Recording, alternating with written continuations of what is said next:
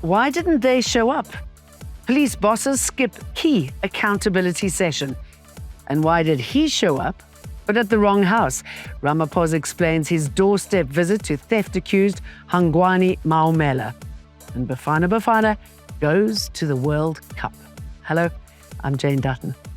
EWN, in touch, in tune, and independent. The investigating directorate says it was blindsided by Chief Magistrate Vusimuzi Mahlangu's sudden recusal from the fraud case against crime intelligence boss Dumisani Khumalo and two co-accused want their bail condition eased so they can return to work, but Mahlangu pulled out, citing allegations made against the judiciary at the Madlanga inquiry.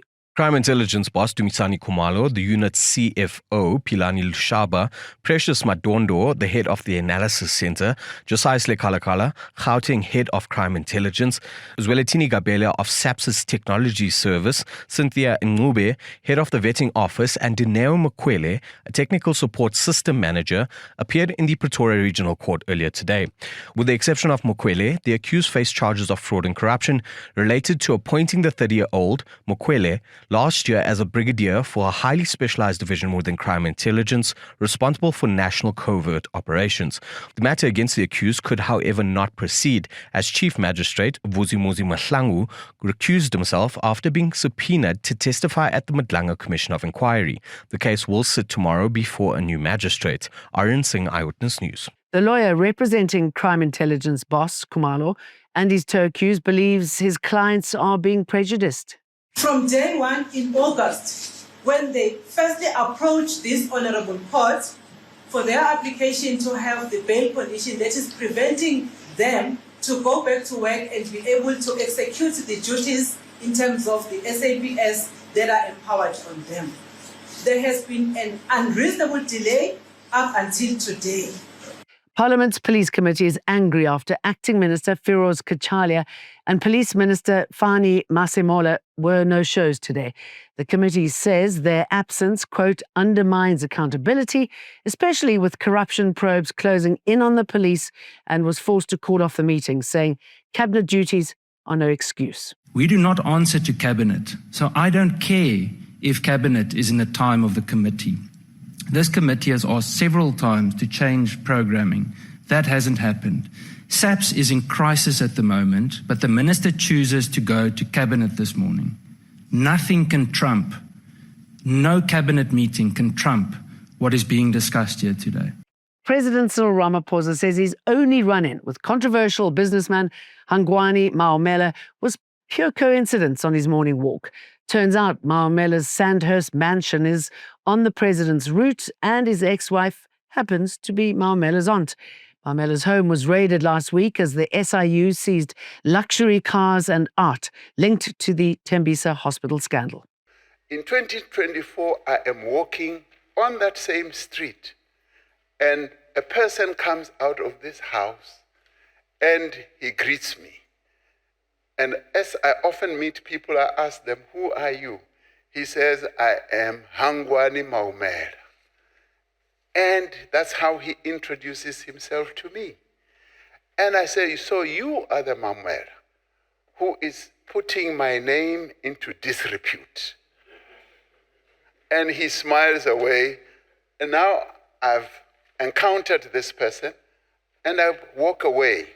Alleged baby snatcher Samia Jacobs today made a request for her bail conditions to be amended for her to go on religious excursion. Jacobs is charged with kidnapping and defeating the ends of justice after allegedly posing as 3 different women in her plot to abduct a 9-day-old baby. Police returned the child to its mother after the abduction in Middlestad Mall in June this year. Jacobs made a brief appearance in the Belleville Magistrates Court, but her lawyer was absent from proceedings after being involved in a car accident. For the one affidavit that submitted was for the court to please amend my conditions because I need to go on a religion excursion on the 2nd of November until the 6th of November. My conditions won't allow me to. A Joburg mother says all 3 of her sons were molested by a former St. John's prep teacher. The 52-year-old appeared in the High Court today for a pre-trial, facing 25 charges of sexual assault, grooming and child abuse. The alleged abuse happened between 2005 and 2013, and the brothers are among a dozen boys who've come forward with similar claims. So it was rock climbing, horse polo, and then also hockey incidents and pastoral care. So we trusted him with our children, given that was his role at the school. Contractors working with Johannesburg City Power have resorted to strike action after not receiving payment for services rendered for 5 months. The utility has admitted that it owes its contractors more than 1 billion rand. City Power says it's engaging the contractors in a bid to resolve the dispute.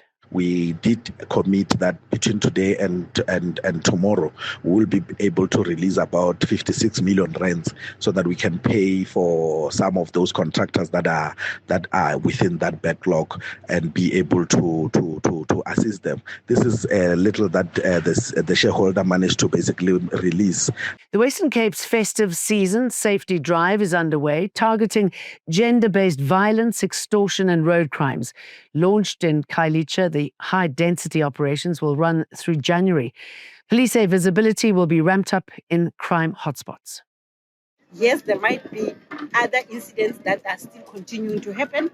Those are the ones that we are saying on a daily basis. We look at the crime pattern, we look at the threats, where they are coming. So where the intelligence was shared prior to the incident, we are able to respond to mitigate the threat. Where we do not get information, that is the unfortunate areas where we will find ourselves with what happened yesterday. And it is regrettable. I think in my view, the one person killed is one too many. Kenya opposition icon Raila Odinga has died while on a health visit to India. Police say he collapsed while walking with family at a clinic in Kerala and was declared dead at a nearby hospital. Known affectionately as Baba, Odinga ran for president 5 times and shaped Kenyan politics for decades, a towering figure whose death leaves a power vacuum and a nation in mourning. Back home, Bafana will be one of 10 African representatives at FIFA World Cup following a 3-0 win over Rwanda at Mbombela Stadium. 16 years on from hosting the 2010 World Cup and 24 years since their last direct qualification, Bafana have now secured their ticket to a World Cup. That's after beating Rwanda 3-0 here at the Mbombela Stadium. South Africa's 3-0 win over Rwanda, coupled with Nigeria's 4-0 success over Benin, has seen Hugo Bruce's Chargers top Group C and qualify directly for next year's tournament. It'll be a fairy tale send-off for the Belgian coach. 40 years ago, as a player, he was part of the team that finished in 4th place, and 40 years later, he'll take South Africa to the tournament in his last appearance before retiring from football. Tolagele Mganga, Eyewitness News, reporting live from Mbombela Stadium, Nelspruit. Thanks for watching. I'll see you again tomorrow. EWN, in touch, in tune, and independent.